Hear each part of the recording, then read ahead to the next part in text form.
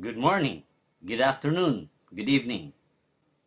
Ang pag-uusapan natin ngayon ay isang bagay na pwedeng mabago ang buhay niyo. Isang bagay na pwede natin pagkakakitaan. Basically, ang pag-uusapan lang natin ang cellphone niyo at ang load niyo. Ito po ay tinatawag namin ngayon, Business Opportunity Meeting. At ang pangalan po ng company namin is V-Mobile Technologies Incorporated. V-Mobile was established April 29, 2008. At ang main office namin sa 19th floor, Galleria Corporate Center, EDSA, Corner Ortigas Avenue, Quezon City. For legalities, makikita nyo po ang DTI tsaka SEC registration namin. V-Mobile is a member company of Penta Capital. Posible, di nyo kilala si Penta Capital. Si Penta Capital is a leading investment company. Isa sa mga negosyo niya ay nagpapautang siya sa mga malalaking kumpanya. Mamaya, papakita ko sa inyo kung sinong mga kumpanya na yon.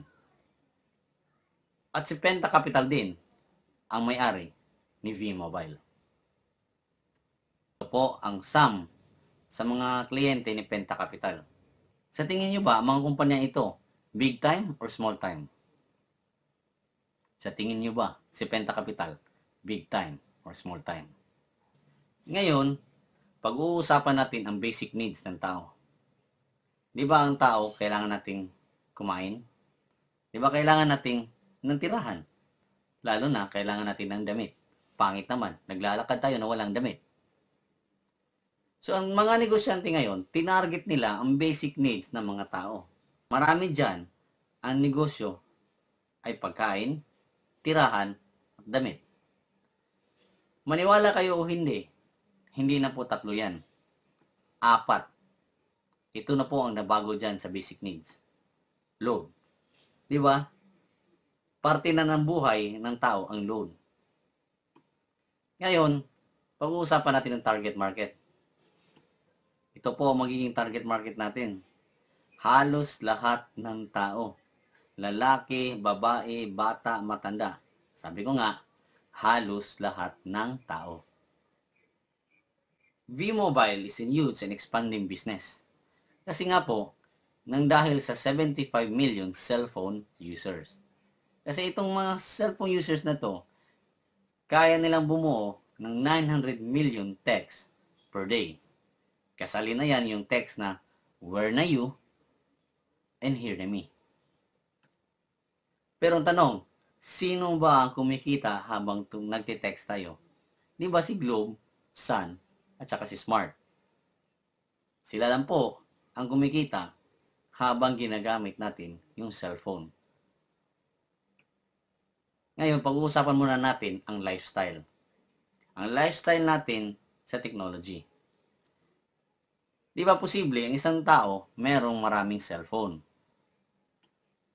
At saka sa isang single household, posible 5 dyan cellphone users. Yan pag-uusapan natin, magkano kaya posible maubos natin sa load? Isang ordinaryong tao, posibleng uubos dyan ng 100 to 300 a month. What if busy ng tao? Nang dahil sa kabisihan, tinali na lang yung cellphone niya. Posible aabot yan ng 300 to 600 a month. How much more kung nagiging executive ka na? Naka-postpaid ka na siguro niyan. At saka makonsume mo na load is 1,000 to 3,000 a month. Ngayon, pag-uusapan muna natin ngayon ulit ang cellphone natin. Di ba ang cellphone is an expense generating device? Pagkakabili pala natin ng cellphone, expense na yun. Di man natin binili yung cellphone para gamilan natin decoration. Binili natin yan para gagamitin natin. So habang ginagamit natin yan, let's say magti-text tayo, di ba magbabayad tayo? How much more kung magpapadala tayo ng picture message? Di ba mas mahal? How much more kung tatawag pa tayo? Mas mahal. E sinong kumikita niyan? Gaya ng napag-usapan natin kanina, si Smart, si Sun, at saka si Globe. Ganyan na talaga ang pattern paggagamit natin ng cellphone. Mula sa wallet natin, papunta sa cellphone, papunta sa tatlong telco giants. Ngayon, bibigyan ko kayo ng idea paano rin tayo kikita habang gumagamit tayo ng cellphone natin. Pwede natin baliktarin ang pangyayari. Parang ganito. Ang target din kasi namin na lahat ng cellphone users ay magiging V-Mobile users, turning it from expense to discount generating device. Meaning, kikita kayo in a form of discount. So, every time magte-text, magpapadala ng picture message o tatawag kayo, at least merong babalik sa inyo in a form of discount. At hindi lang yan. Mamaya, ikukwento ko sa inyo, pwede rin din pagkakikitaan ang discount na yan. Familiar ba itong picture na to? Di ba ito ay isang picture ng tindahan nagpapaload ng Globe, Smart, and Sun. Tanong, di ba hassle minsan pupunta pa tayo sa tindahan para magpaload? Ano bang gusto nyo? Pupunta pa kayo sa tindahan para magpaload? O kayo na lang maglo-load sa sarili nyo? Di ba mas maganda kung tayo-tayo na lang? Good news. Yan po ang binibigay ni V-Mobile. Pwede na tayo mag-load anytime, anywhere. At saka, discounted pa tayo lifetime. Di ba? Pag pupunta tayo sa tindahan, minsan hassle nga, tsaka delikado. Kasi maraming tambay. Maraming nagiinuman. So, yung binibigay namin na opportunities, pwede nyo lang loadan ang sarili nyo. Pati mga kapamilya nyo, kaibigan nyo, discounted pa kayo lifetime. Ngayon, pag-uusapan natin yung sarili natin. Di ba tayong lahat dito, load consumer. Pero anong pinagkakaiba natin na kaming taga V-Mobile at kayong mga load consumer? Una, sa convenience. Sabi ko nga kanina, kaming taga V-Mobile, kaya namin mag-load anytime, anywhere. Kahit 10 oras ng gabi, kaya pa rin namin. Kahit saan, kahit nasa bus kami, kaya namin. Kayo, hindi. In terms of discount, nakwento ko na kanina, na kaming taga V-Mobile, meron kaming discount habang naglo-load kami sa sarili namin. Kayo, wala. So, kung ano man kailangan nyo na load, yun din ang babayaran nyo. Let's say, gusto nyo ng load ng 100. Ang babayad nyo sa tindahan, 100. Sa amin, mahigit kumulang, mga 90 pesos. How much more dito? Ito yung isang gusto ko. Habang naglo-load kami sa sarili namin, saka nagkaka-discount kami, meron kami mga paraan na pwede kami kumita ng extra income. Ikaw na nagpapaload lang, wala. So, ito nagiging advantage namin. Meron kaming convenience, meron kaming discount, at saka marami kaming paraan para kumita ng extra income. Mamaya, ikwento ko sa inyo paano yung extra income na yan. Baka magtatanong kayo, paano ko kaya makukuha yung convenience, discount, saka extra income na yan? Ano bang gagawin ko para makuha ko yan, tatlo na yan? Isa lang po ang gagawin nyo. Dapat magiging technopreneur kayo. Technopreneur.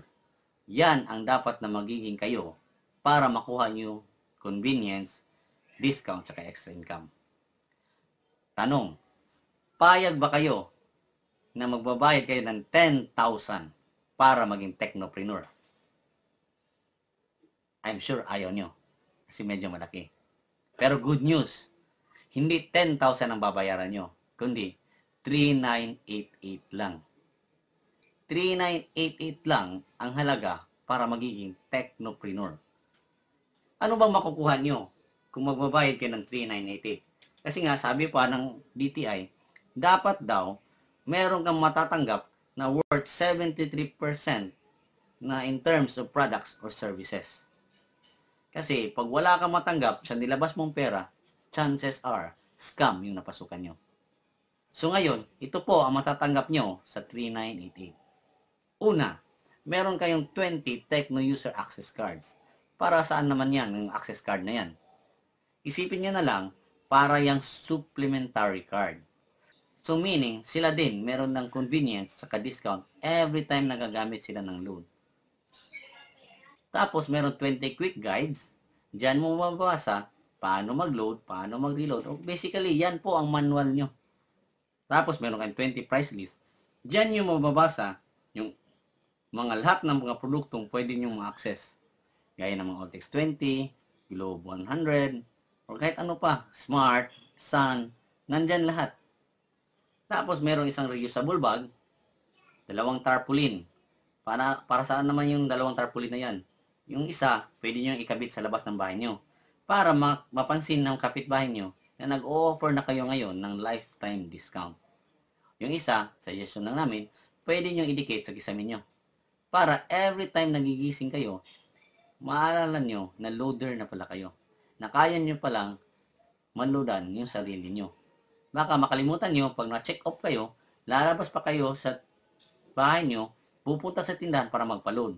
Pag uwi nyo, nakita nyo yung poster, nag-shock na lang kayo. Loader pala kayo. Tapos meron tayong 3 SIM card. Pwede nyo gamitin, pwede nyo ipamigay, bahala po kayo. Pwede nyo benta. So yan po, makukuha nyo sa 3988 nyo. So anong naging advantage nyo kung naging technopreneur kayo? Una, hindi nyo na kailangan bumili ng bagong cellphone. Use your existing cellphone and SIM. Yung existing na cellphone at saka SIM nyo, yan na rin yung gagamitin nyo para makaload kayo sa sarili nyo. Isang cellphone man yan, 2 cellphone, 3 cellphone, kahit anong cellphone gagamitin nyo, kaya nyo loadan ang sarili nyo. Tsaka, access nyo lahat ng networks. Ibig sabihin, kahit smart ka, kaya mong loadan si Globe tsaka si Sun, and vice versa. Tapos, pwede rin online access. Meron kami sa website, pwede kayong makaload online. So, meaning, kahit na lowbat man yung cellphone nyo, pwede pa rin kayo makaload kasi meron tayong online access. Then, meron tayong 2 free website. So, 2 website na yan, yung isa, diyan nyo makikita lahat ng discounts nyo sa load. Tapos, access nyo, 250 plus prepaid products. Mamaya, magsasample ako kung anong mga produkto na yan. Multi-user capability. Ibig sabihin, pwede mo i-share sa kapamilya mo yung account mo para sila din makagamit ng kahit anong load. Walang quota, walang monthly membership. One-time investment lang po ang 3988. At saka kinagano nito, extra income. Tanong, payag ba kayo na yung 4,000 nyo magiging 65,000 in 7 months? Trabahong tamad, trabahong malas pa yan. Mamaya, ikikwento ko sa inyo paano mangyari yan. Ngayon, pag-uusapan natin mga products ni V-Mobile. Una, pin-based cards. Cellphone, telephone, cable, internet, tsaka online game cards. Lahat niyan, access natin. Tsaka, electronic loads. Tsaka ito, AXS card. Para saan naman yung AXS card? Ang AXS card na yan is para sa MRT. Ngayon, pag-uusapan natin paano kumita.